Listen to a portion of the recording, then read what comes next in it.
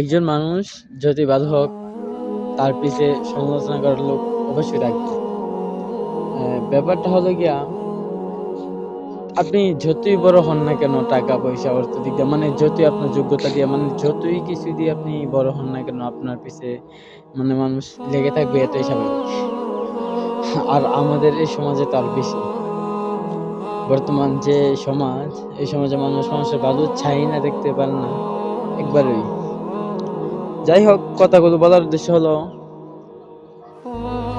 যখন একটা মানুষ উপরে উঠতে চায়, তাহলে অনেক মানুষই চায় যে তাকে নিচে নামায় দিতে।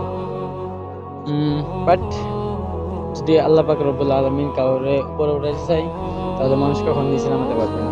বরং আপনার গন্তব্যস্থল আপনার যতটুকু থাকবে, ইনশাআল্লাহ আল্লাহ আপনাকে পৌঁছে দিবে। তবে চেষ্টা করে দায়িত্ব আপনার, চেষ্টা করবেন। আর বিশেষ করে যুবক ভাইদেরকে বলতেছি, যারা